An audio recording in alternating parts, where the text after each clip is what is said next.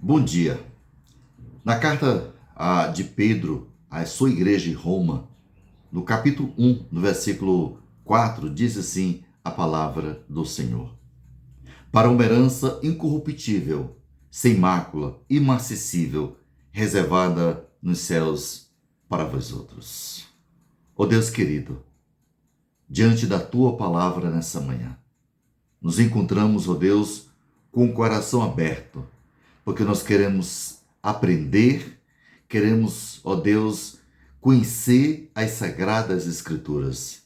Sabemos que é a graça que nos sustenta, ó Deus, nessa caminhada cristã, até aquele dia que nos apresentaremos em pé diante do Senhor pelas misericórdias de Deus. Nos abençoa, Pai querido, e te louvamos em nome de Cristo Jesus. Amém. A recompensa da salvação. Há uma recompensa, claro. Diz a Bíblia que todos aqueles que são salvos em Cristo Jesus serão recompensados. O texto é muito claro para nós. É que a salvação é planejada na eternidade e realizada no tempo, aponta para uma recompensa futura. Diz o texto, para uma herança incorruptível. Fala de herança. E que essa herança ela é incorruptível, sem mácula, imarcessível, reservada nos céus para vós outros. Então Pedro nos ensina algo extremamente importante. E aqui cabe uma grande pergunta, uma pergunta valiosa. Quais são as características dessa herança que está reservada nos céus para os salvos? Que herança é essa que Deus preparou, está guardada nos céus para todo aquele que foi lavado, purificado pelo sangue de Cristo? A primeira coisa que Pedro nos ensina é que essa herança, para aqueles que são salvos, é uma herança incorruptível. Essa herança que Deus tem para nós, povo de Deus, é uma herança incorruptível. Você pode olhar para o planeta hoje, passado, presente e futuro, e ver alguma coisa incorruptível? Na política? Não. Na sociedade? Não. Na igreja? Não. Em Dubai, o sonho de muitas pessoas que querem morar em Dubai, na Europa, Estados Unidos, nada no planeta se compara com a nossa herança, porque Pedro nos aconselha, nos conforta de que essa herança, ela é uma herança incorruptível. A palavra grega aqui para incorruptível é apharton, traduzida para incorruptível. E o que isso significa, Pastor Cosmo? Primeiro, algo que não perece, algo que não jamais vai perecer. Essa nossa herança, que está reservada nos céus, é uma herança que não perece, não apodrece e não se deteriora. Você pode imaginar isso? Uma herança que Deus reservou para nós. É por isso que Paulo escreveu aos Coríntios, no capítulo 2, versículo 9, ele disse o quê? Como está escrito, nem olhos viram, nem jamais penetrou em coração humano, nem entrou em ouvidos, nem olhos viram, e jamais penetrou em coração humano o que Deus tem preparado para aqueles que o amam. Queridos, queridas, Deus tem algo para nós que o seu coração não sentiu, os seus ouvidos não ouviram e os seus olhos jamais viram. É algo surpreendente. Então, servir a este Deus de todo o coração, há uma recompensa, não apenas aqui e agora, claro, mas há uma recompensa eterna na eternidade. Então, Pedro, querendo, claro, consolar esses cristãos que estavam sendo perseguidos, massacrados, e para nós também, ele traz esse conforto. A segunda A característica dessa herança é que é uma herança imaculada. Olha, uma herança imaculada. O que significa? Significa algo absolutamente limpo, sem mácula, sem mancha. É uma herança imaculada. Conhece alguma coisa nesse planeta imaculado ou imaculada? Não. Algo sem nenhum tipo de sujeira ou de contaminação que possa levar a uma posterior degeneração. Essa herança, ela jamais será degenerada. Grave isso. Guarde isso no seu coração. Olha o que a Bíblia diz. Que não pode ser tocada pela impureza. A terceira característica dessa herança é que essa herança é uma herança imarcessível, diz o versículo 4. Imarcessível significa inalterável, algo que não murcha.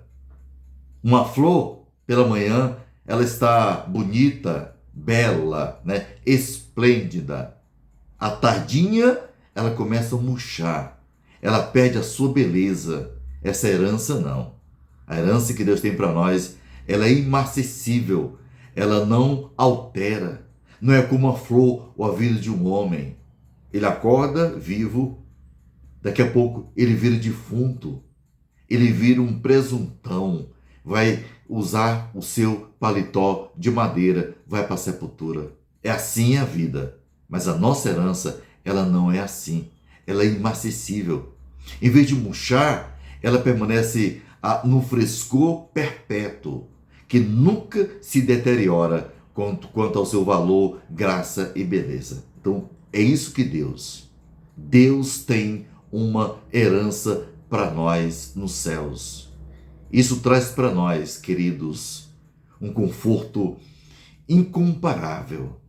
Traz para nós aqueles que caminham rumo aos céus, que sofrem, que passam por lutas, têm doenças, o câncer, diabetes, a perda de um ente querido, tantas coisas que nos afligem. Mas a palavra traz para nós um consolo sem igual. Algo assim tremendo para mim e para você. Então você que passa por lutas, passa por batalhas, passa por uma grande depressão, eu quero dizer para você que a Bíblia para nós ela é bálsamo, ela é refrigério, ela traz um consolo incomparável. Essa herança é uma herança imarcessível. No versículo 5 de 1 Pedro, o apóstolo Pedro, ele vai trazer para nós, com base nesse texto, uma segurança incomparável. A segurança da nossa salvação. O texto sagrado diz assim, que sois guardados pelo poder de Deus, mediante fé, para a salvação preparada para revelar-se no último tempo. Aqui cabe uma pergunta muito importante. E uma pergunta bem interessante. Como, pastor Francisco, como ter certeza de que a salvação planejada pelo Pai, executada pelo Filho e aplicada pelo Espírito Santo, ela é segura? Como é que eu vou ter a garantia que uma vez salvo, salvo para sempre? Uma vez convertido, convertido para sempre? Uma vez filho, filho para sempre? Como é que eu vou ter a certeza que a salvação que Deus me deu, Ele não vai tomar? Que eu não vou perder essa salvação nessa trilha, nessa caminhada minha? Porque certamente nós vamos pecar. Vamos cometer nossos vacilos, nossos deslizes. Vamos, em alguma vez na vida, pisar na bola. Então, como ter certeza, como ter uma segurança plena dessa salvação? Que garantia temos de que aqueles que foram salvos permanecerão salvos para sempre? O apóstolo Pedro nos dá alguns princípios importantes. Certamente são princípios que não são baseados em nós, que a nossa salvação ela não está nas nossas frágeis mãos. Essa salvação ela não se baseia nas nossas emoções, Mas Pedro nos assegura, com base no Espírito Santo, de que essa salvação é segura. Ele vai destacar aqui para nós 3 verdades, que são verdades que vieram do coração do nosso Deus. São verdades que não foram criadas no sentido horizontal, mas no sentido que? Vertical, é de Deus. E a primeira verdade que eu aprendo sobre a segurança da salvação é que a segurança de nossa salvação, ela é garantida pelo próprio Deus. É Deus que garante. É Deus que assina embaixo como avalista de que essa salvação, ela é segura. É Deus. Aqui não é a assinatura de um pastor, de uma igreja, de um conceito humano, de um grupo eclesiástico, de uma missão, nada disso. Essa garantia, ela está pautada, alicerçada pelo próprio Deus. Olha o versículo 5, diz o quê? Que sois guardados pelo poder de Deus. Por isso que a nossa salvação, ela é eterna, ela é segura, porque foi Deus que deu e Ele não toma. Olha que promessa, olha que bálsamo, queridos. Olha que segurança Deus nos dá aqui. O sentido aqui de guardados, do versículo 5, indica uma ação constante de Deus a nosso favor. É uma ação contínua, uma ação constante. Você é salvo, Ele começa a te guardar. Ele guarda você no começo, no meio e no fim. Isso é fantástico. A gente precisa crer nisso. A nossa salvação, ela não se baseia nas nossas emoções.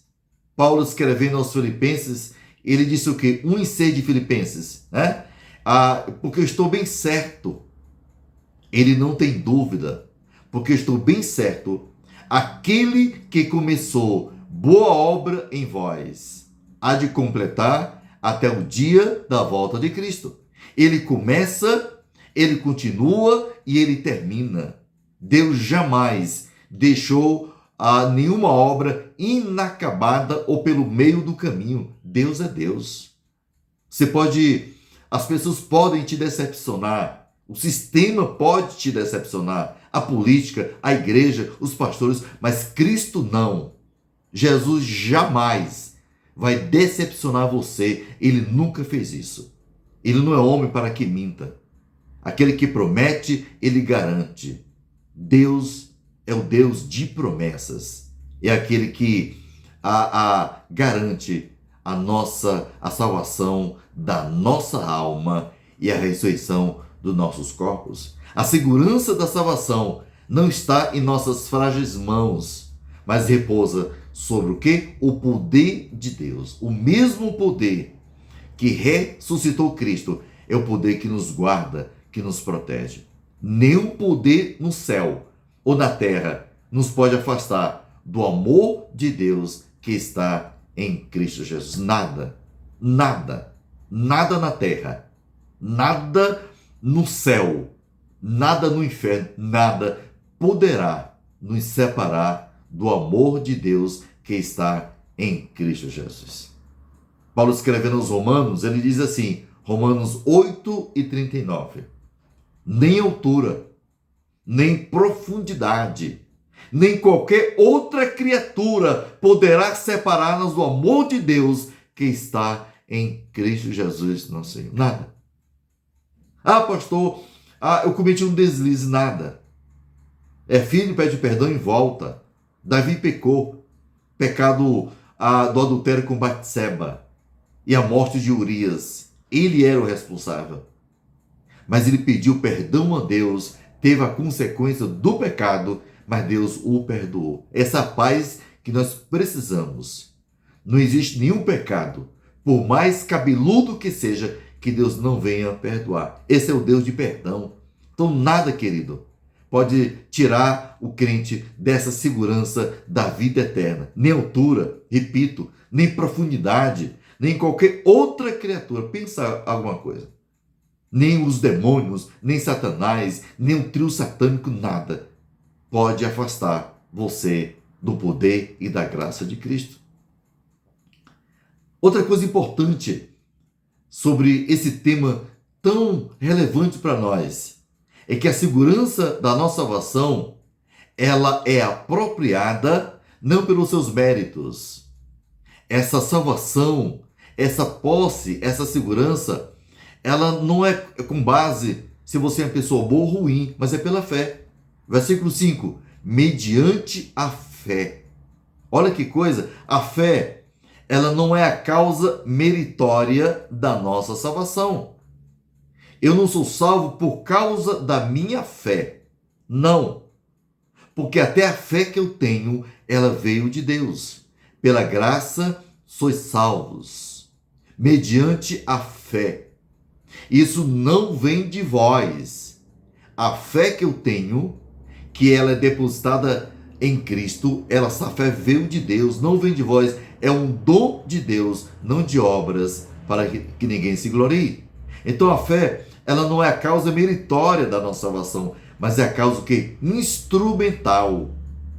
Deus usa a fé como instrumento, mas não a causa meritória. Apropriamos-nos da salvação pela graça mediante a fé. A nossa salvação, ela não é pela fé. A fé é o instrumento. A nossa salvação é pela graça. É graça. Amor imerecido. É a graça de Cristo que nos resgata, que nos comprou. Não há nenhum mérito em nós. Nenhum ser humano que já viveu, que vive e viverá, entrará no reino dos céus por algum mérito seu. Jamais. Esse mérito é da pessoa soberana do Senhor Jesus. É a sua graça. A Bíblia diz que em Efésios 2:1, estando vós mortos em vossos delitos e pecados. Uma pessoa sem Cristo é uma pessoa morta. É um morto ambulante. Quando você vê uma pessoa incrédula andando, fisicamente ele está vivo. Mas aos olhos de Deus, desde o jardim do Éden, ele está morto espiritualmente. Por isso que a nossa salvação, ela não depende. Tem gente que acha que Deus olhou para ele e disse: pastor, Deus olhou para mim e viu algo de bom em mim. Algo belo. Algo que Deus olhou e disse assim: eu vou morrer pelo Francisco, porque o Francisco é digno. O Cosmo é digno. Não. Nós não somos dignos. Nós não merecemos nada. Nós merecemos o inferno, a condenação eterna. Mas a Bíblia diz, em Romanos 8:1, diz assim: agora, pois, já nenhuma condenação há para os que estão em Cristo Jesus. Nenhuma condenação. A condenação eterna, você está livre pela graça do Senhor Jesus. A terceira grande verdade desse texto é que no versículo 5 diz o quê? Para a salvação preparada para revelar-se no último tempo. Então, a consumação da salvação se dará na primeira fase da segunda vinda de Cristo. Antes que a igreja passe pela grande tribulação, ele virá para nos buscar. Então, essa salvação, ela tem um tempo para ser consumida, para ser concluída, melhor dizendo. E quando é que vai ser? Quando Cristo vier buscar a sua igreja na primeira fase da segunda vinda de Cristo. Porque na primeira fase da segunda vinda de Cristo, ele vem para a igreja. Ele arrebata os seus. 1 Tessalonicenses 4:13-18. Ele vem, fica nas nuvens. Nós seremos levados a encontrar-se com Deus nos céus, através do Espírito Santo que habita em nós. É a primeira fase da segunda vinda de Cristo.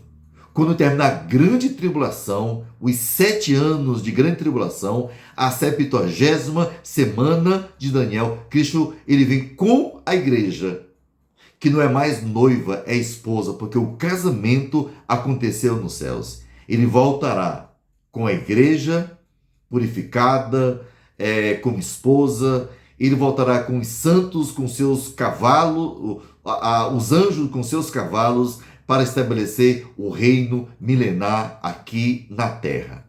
Então, o que Deus nos ensina?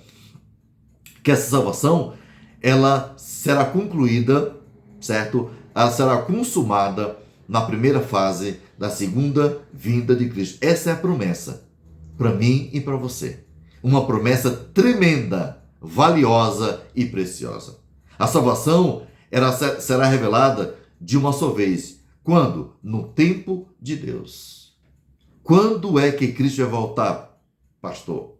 Existem tantas evidências. As coisas estão acontecendo. Ele virá no tempo dele. No tempo determinado por ele. Você não sabe, eu não sei. E a gente não vai correr o risco de tentar. Tal dia, tal hora, tal ano. Nada disso. Isso é o segredo do coração de Deus, né? Então é importante lembrar disso. Fomos salvos da condenação do pecado na justificação. No ato da conversão, nos tornamos justos, justificados, pois mediante a fé em Cristo, fomos declarados pelo Pai Eterno justos.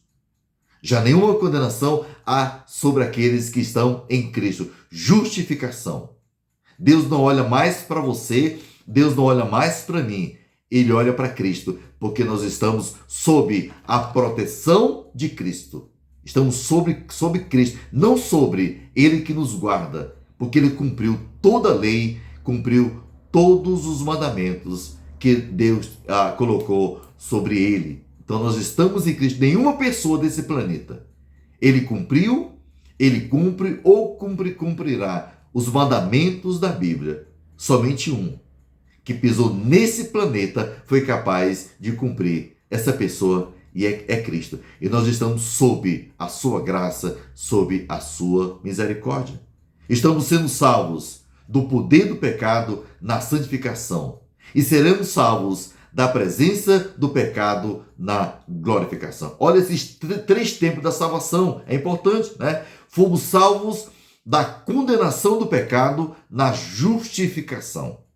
Estamos sendo salvos do poder do pecado na santificação, que é um processo. Santificação. Cada dia a gente tira a lama de nós.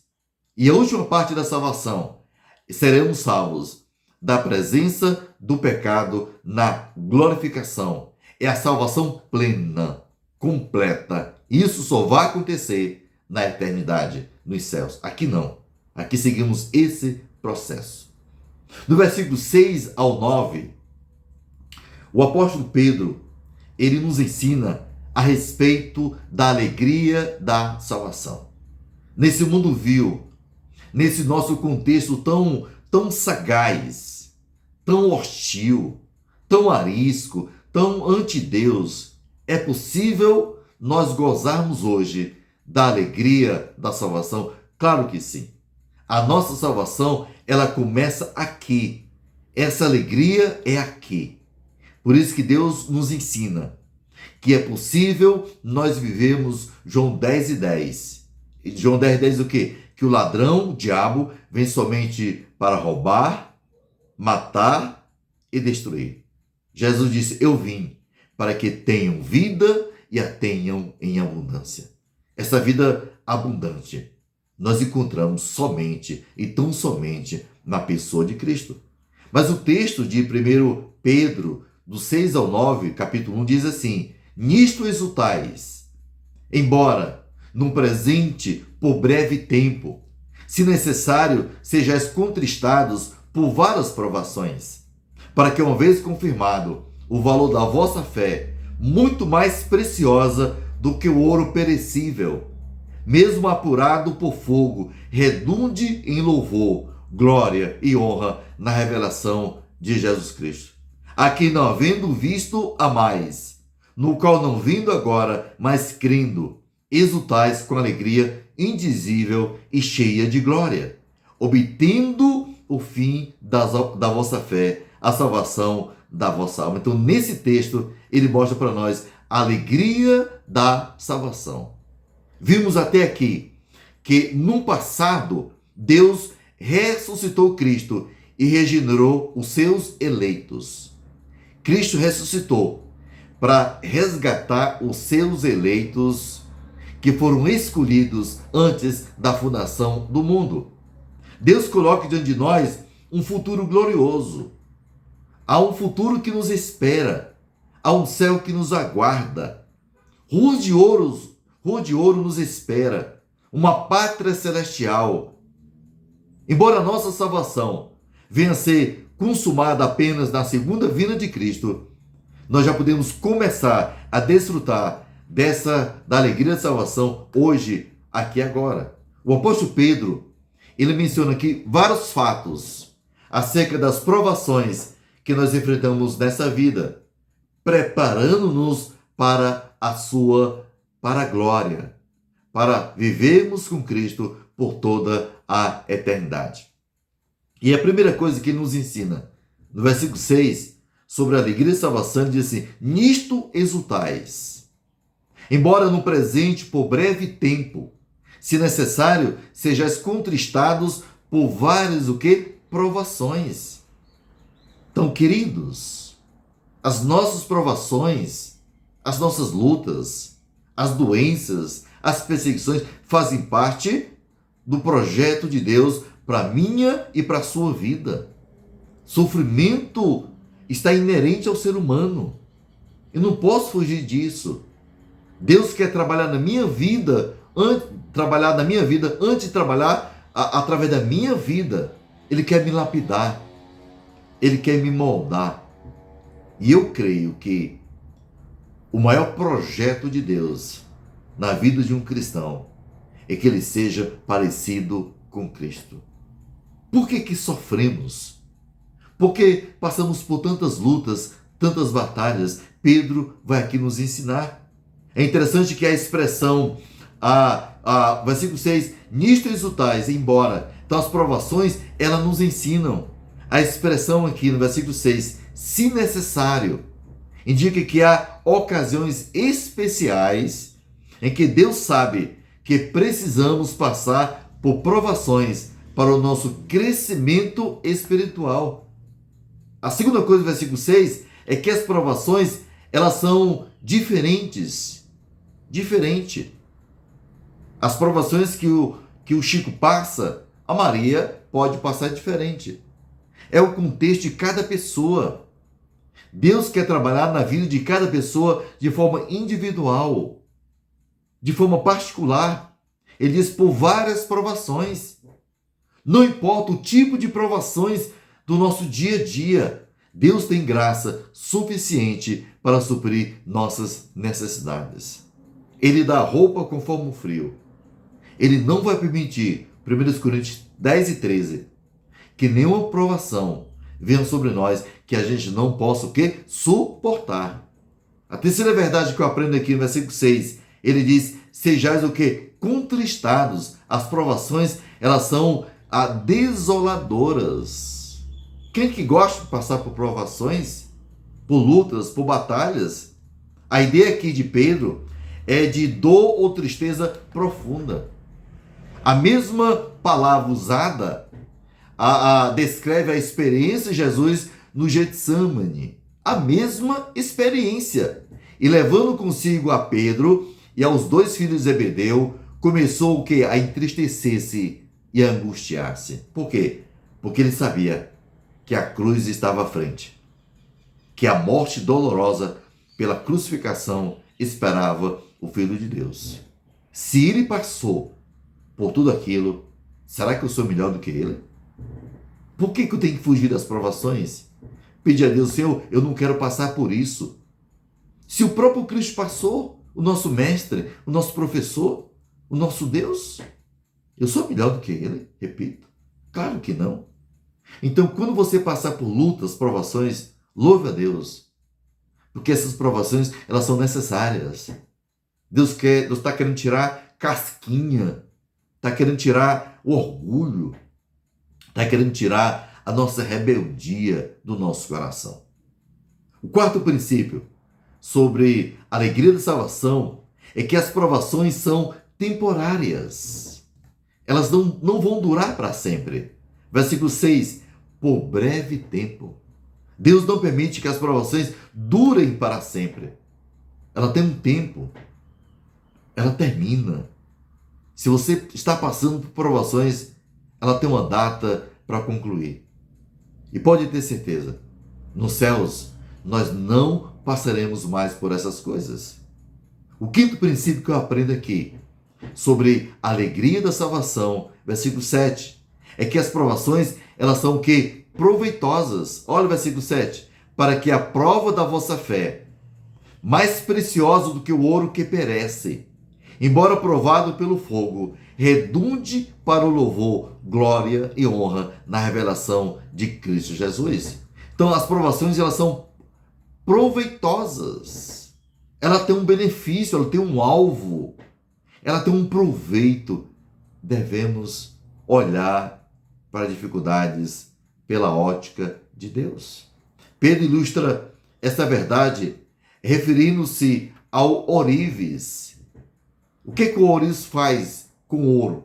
Ele coloca o metal no cadinho, o tempo necessário para remover as impurezas a sem valor. Ele coloca lá o ouro no cadinho e nesse processo todas as impurezas sairão do ouro, certo? Depois derrama no molde a forma e forma uma bela peça de valor. Ele pega o líquido das impurezas que saíram, coloca no formato que ele quer, uma aliança, um cordão, um brinco de ouro, e após o processo, nós teremos uma linda joia, sim, sem as impurezas. Para saber se o ouro é autêntico, se aquele ouro é verdadeiro, o metal precisa ser derretido no fogo. Todas as impurezas são expulsas. Alguém disse que no Oriente, o ourives deixará o metal derreter, até que esse metal seja capaz de refletir o rosto daquela pessoa. Olha que coisa linda! Ele deixa aquele metal num processo tão bonito que você consegue ver o seu rosto de forma nítida, de forma clara. É assim que Deus faz com a gente. Da mesma forma, o Senhor nos mantém na fornalha do sofrimento até refletirmos a glória e a beleza de Cristo Jesus na minha e na sua vida. O sexto princípio sobre a alegria da salvação é que as provações, elas preparam a glória futura. Mas Jesus já concede essa alegria no presente. Então as provações, elas nos preparam para a eternidade. Mas essa alegria, você já passa a gozar aqui e agora. Olha o versículo 8 e 9. A quem não havendo visto, há mais, no qual não vendo agora, mas crendo, exultais com alegria indizível, e cheia de glória, obtendo o fim da vossa fé, a salvação da vossa alma. Pedro apresenta aqui 4 instruções para se desfrutar a glória hoje, mesmo em meio às provações. E a primeira instrução de Pedro, versículo 8, as provações têm o amém de Cristo. As provações têm o sim de Cristo. A quem não havendo visto, há mais, no qual não vendo agora, mas crendo, exultai com alegria indizível e cheia de glória. Tem o sim de Cristo. Então, na fornalha da aflição, em meio ao fogaréu da prova, precisamos amar a Cristo, para que esse fogo nos purifique em vez de nos queimar. Então, o fogo, ele tem que nos purificar, tirar as impurezas, mas ele não pode nos queimar, ele vai nos lapidar. Versículo 8, ele diz que tem o amém de Cristo. Diz o seguinte: creia em Cristo. O cristão é salvo pela fé, vive pela fé, vence pela fé e anda pela fé em fé. Esse é o projeto de Deus do versículo 8. Creia em Cristo. Está passando pelo fogaréu, pela luta, pela batalha. Creia. Se aproxime de Deus. Armazene seu coração com a palavra. A fé vem pelo ouvir. E ouvir o quê? A palavra de Deus. Como é importante isso. Caminhem lado a lado com Cristo. E o versículo 8, alegrem em Cristo. O cristão, ele não é um cristão masoquista. Eu gosto de sofrer, pastor. Não, não. Não se alegra por causa do sofrimento. Nós não nos alegramos por causa do sofrimento, nem exulta por causa das provações. Nos alegramos pelos seus benditos frutos. São os frutos que nos alegram, não é o sofrimento em si. É o resultado desse sofrimento. Que Deus nos abençoe. Que Deus continue aplicando no nosso coração a bendita e preciosa palavra dele. Que Deus realmente esteja nos moldando, nos lapidando. Que nós sejamos parecidos com a pessoa de Cristo na nossa caminhada cristã. Não apenas entre quatro paredes, seja no escritório, seja na igreja, mas no mundo lá fora. O mundo precisa perceber que nós, de fato, somos filhos de Deus. Porque o sistema eclesiástico você encontra em qualquer lugar. Mas uma vida que ama a Deus com prioridade, isso é raro. Somente para aqueles que nasceram de novo, que são filhos de Deus, filhos autênticos. Que Deus nos abençoe. E que abençoe a sua vida e a minha vida nessa caminhada, estudando a primeira carta de Pedro à sua igreja em Roma. Que Deus nos abençoe. Em nome do Senhor Jesus. Amém e amém.